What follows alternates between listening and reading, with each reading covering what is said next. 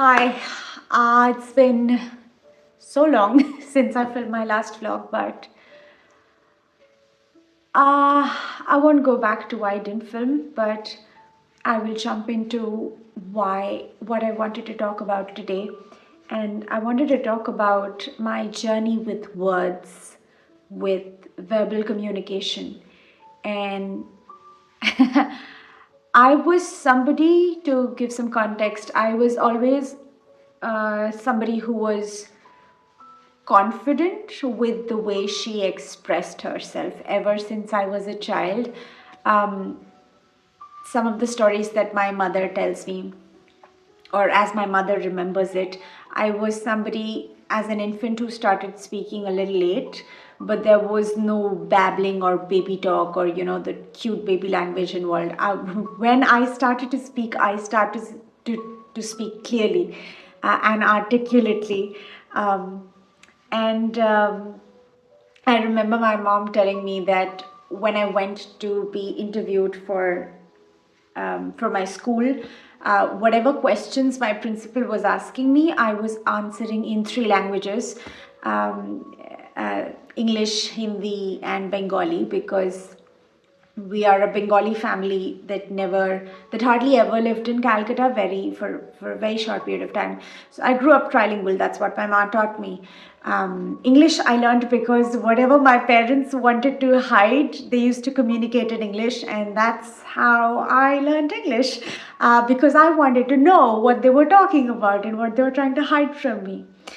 So anyway, that was backstory. Um, I was always, while growing up, I was always blessed with the way that I expressed myself. But this gift turned ugly. Okay, maybe ugly is not the right expression. This gift turned sideways um, when I was got into a lot of people pleasing, and I was very, very caught up in my emotional journey while I was growing up. Not that it was like all good or all bad. Nobody's life is like that. I have very good, fond memories that have helped me survive and live through a lot of difficult times in my life. So I have really good memories too. But emotionally speaking, I had a lot going on emotionally, which I felt I couldn't express. But when it came to managing stuff, when it came to responsibilities, when it came to when I had to step into leadership positions, being the eldest of my siblings, after my father transitioned, a lot of the times I just had to step into roles which were beyond my age, but I did the best I could, and so I felt very confident. My mother was very encouraging of me as well in this aspect. She always was very supportive, and so when I started to, a lot of the times I was very confident in the way that I spoke and articulated, and I was very politically correct, and I was very diplomatic, but I was not diplomatic for the sake of being diplomatic. I had moderate views about a lot of things in life, which is something that I can now say very confidently. But I felt that, because I grew up along very opinionated people, so I felt that I lacked a clear sense of opinion. But genuinely, it's not that I don't give an F, it's just that I'm just a very live and let live person, and I generally wish well for all parties. And whenever there is like a divided opinion, I can always see pros and cons in both sides. So that puts me in the middle very frequently, and and so my gift of verbal communication while growing up was Well, it swung in different directions, and it caused a bit of a mess for me, not for anybody else, but for me. As I have been deliberately on a healing journey for a while now, for years now, and now that I look back and I see, there was a point of time where I just gave up on words, because by that time I had used all of the words and all of my knowledge and all of my verbal communication abilities to be able to take care of things. And when that crashed in very many ways, and I went through one of the, well, life-changing rebirth crises of my life. I will always be grateful to that time, because it has so definitely, it was painful as fuck, but it has so definitely shaped and helped me to be the person that I am today, which is so.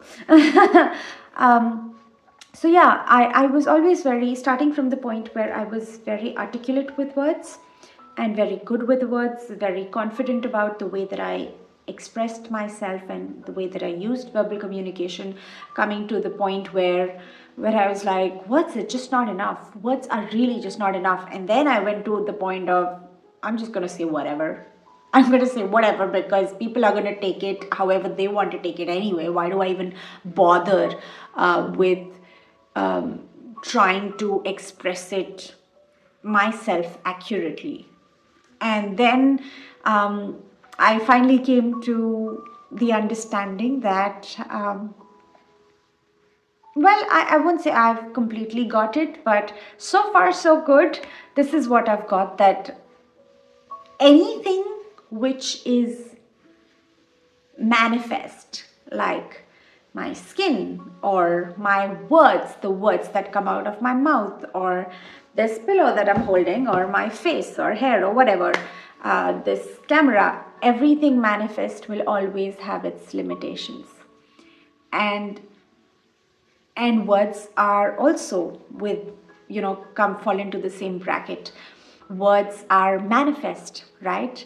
In a certain way. I say dog, you hear it, you get a visual, you might get a memory which is associated to it. You might have a preference, you might like dogs, you might not like dogs, so on and so forth. So anything which is manifest, including words, it hits each of us differently. And then I realized how I can weave in my words as an extension of my intention and as an extension of my energy, because my energy, my focus, my emotion, these are way more powerful, but in combination with words they become beautiful. They can become even more powerful. Like, for example, if I feel that I'm a beautiful person inside out, it doesn't matter if I'm wearing makeup, if I'm not wearing makeup, if I have acne on my face, if I have dark circles. I know that I am a beautiful person inside out. And yes, but that doesn't mean I will never do makeup. That doesn't mean I won't take care of my skin. That doesn't mean that I will work towards healing my acne or try to sleep better and drink more water, etc., etc. These are all part of the process. And they add to it. If I can combine a good skincare routine, which works for me, with the clarity, with the intention that I'm going to be beautiful anyway, then when these two things come together, then I become more potent as a medium, as a vessel to express myself, to live, to create.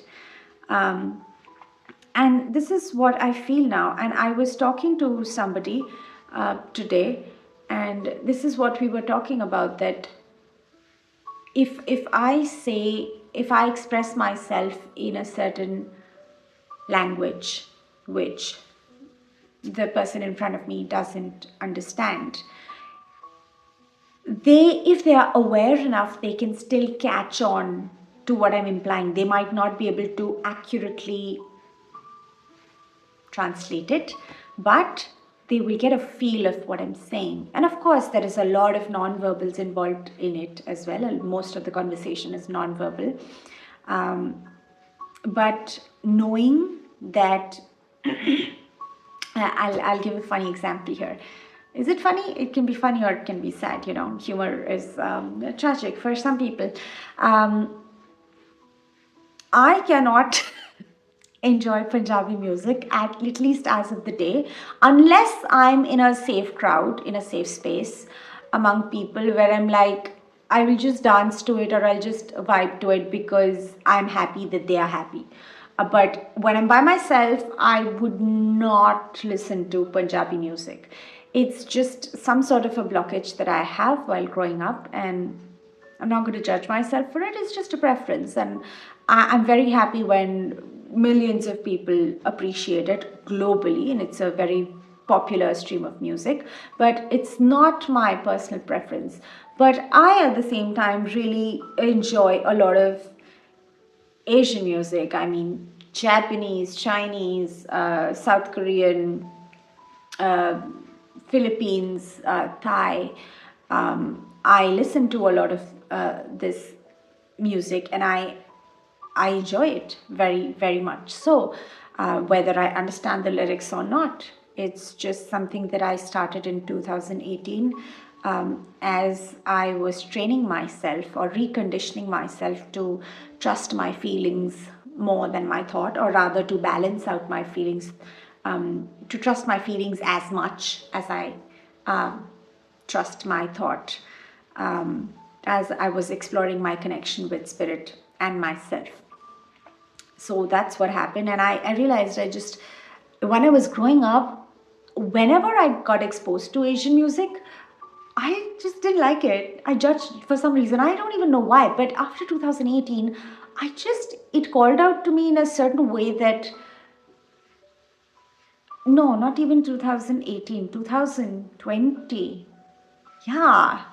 2019, 2020. Yeah, 2019, 2020. I don't even remember the exact time, but somewhere during that time, I really started to watch anime. Then I started to listen to Japanese music, like from background music from cinema, films, anime. Then I started listening to Chinese music, again, pop, Mandy pop, then from films, and then I think I finally came to K-pop, which was 2022, I guess, 2022 or 2023. Well, these are the major ones, of course. Then there was a little bit of Thai music in Philippines and here and there and everything. But the whole reason that I'm sharing this is because when I listen to music from a language whose words I don't understand, it helps me to feel the music better. And because when I remember a lot of the times when I used to listen to music, like even today when I listen to Hindi music or English music, or I rarely listen to Bengali music, but whenever I do, rarely I know that the lyrics sort of hinder.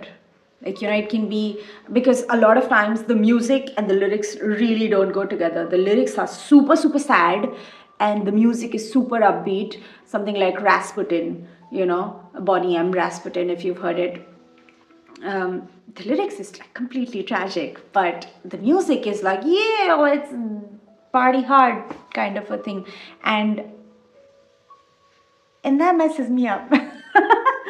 So a lot of times when I've considered, actually, now I listen to a lot of K-pop, actually. But I'm like, do I want to learn the language? Maybe not. Maybe not, because I like it. I like the way things are right now. I don't want to understand all of the lyrics. I just want to enjoy the music. And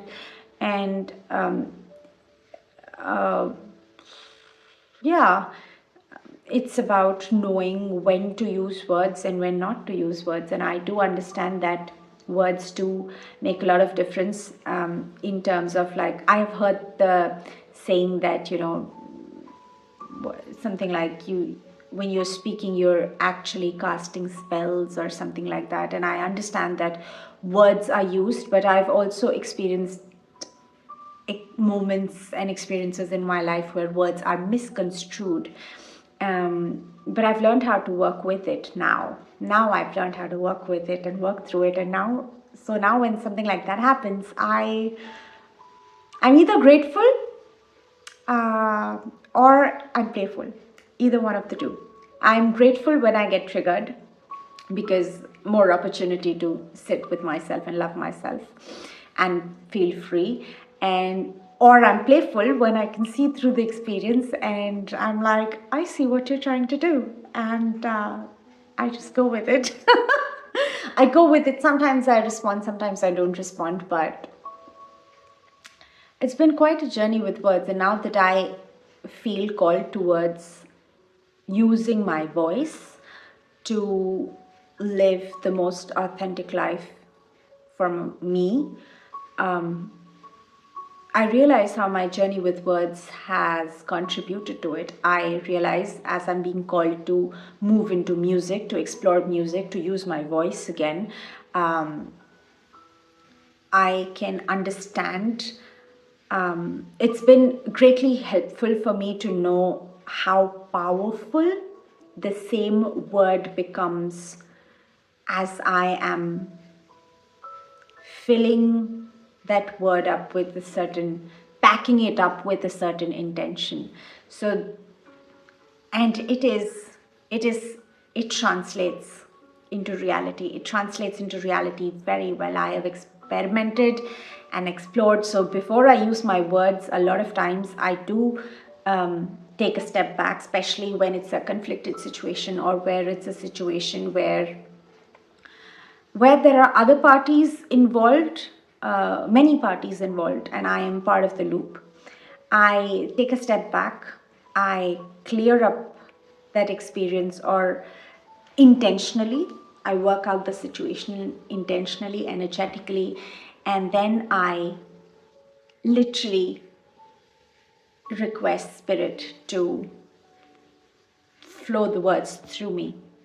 And a lot of the times, many times, when I'm speaking to a group of people, sometimes even family or friends, or I'm addressing an audience, this is the intention that I set. I say that let the words flow through me, let the words come to me, because I will always be set in my intention, which is to acknowledge and to uplift and to heal, to love, to have compassion, to accept. These are never going to change, not for family, not for friends, not for people, world, collective, humanity. This intention is never going to change. But when I'm in different settings, when I'm with different people, I understand that certain words can, at a mass level, feel, certain expressions might be triggering, certain expressions might be nurturing. And so energetically, I'm very deliberate. And once I can feel confident in the way that I have primed myself up energetically, then I get playful. I get playful with my words, because even then, if people end up concluding something else from my words, I'm okay with it, because that's their journey, not mine. A funny story, in 2019, I was addressing a group of, I was called to do a workshop among school kids in the south, and in the south of India. And so their native language was something else there. And so I communicated in English. That was the common language. And there was a journalist who covered that workshop. But clearly, that journalist painted a very different picture. In fact, exactly the opposite picture. The more I encourage students to embrace imperfection and to be kind to themselves and to not pressure themselves to hit a perfect academic mark. Um, um, the newspaper article, I don't know where it is, I don't even know if I have it. The newspaper article that came out about it was the exact opposite. Is like Dr. So and so came to deliver a very good lecture, which said that you should strive for success and you should be perfect and you should work hard, and basically probably everything that they had in their mind, all of those definitions, and they just put my name on it and they just wrote it, and I laughed so hard because it was okay. It For me, when I was interacting with the students, I know that I delivered. I did my part well. I know that there were people who felt what I was saying. There were students who came up to me and interacted with me, had a little bit of a fan moment when they wanted to take pictures, but there were girls and boys who came up to me, and I could see that they were feeling what they were meant to feel, and I was so grateful for it. So I won't say it doesn't matter what the newspapers and the media are writing about me, but I don't give it that much value, because my job was done and my role was done. So as I am making this shift into living a more public life, I would say that is what I'm being called to move towards. Being in the mainstream, as I hear it in my head, oh, this is such a vulnerable moment for me, because the more I want to kind of like crab walk towards the side and, want to live in a cottage in some place peacefully and, maybe just make videos and share online and not go too big. What is too big even? But anyway, but my inner voice says that no, you're going mainstream. So I don't know how it's going to happen, but either way, I will keep preparing myself. And how the universe trains me is through my family, because my relationship with my family is like, or my relationship with my family, if it had to be like a movie, it would be a horror comedy. Horror because they can really push my buttons. They're the ones that can affect me the most, pull me up and pull me down here and there. Not too much, but whatever little they can. They do affect me. And comedy because I have to have a sense of humor to still love them. I have to. There's no other way. So, and it is true for me that I say this, that, if I can do this with my family, I can do this with anybody. If I'm meant to live a public life and if I'm meant to be social, if I can set boundaries with my family, I can set boundaries with anybody. If I can alchemize the energy, the restless energy, the repetitive questions of, what I'm doing, where I'm going, blah, blah, blah, about my life, things that I don't know yet. If I can deal with the questions of my family, paparazzi questions are nothing. Because that's just me, and maybe in a couple of years, I would say something else, because I haven't experienced paparazzi. I'm just nobody living my life blissfully. Relatively blissfully. I'm not always blissful. That will be a lie.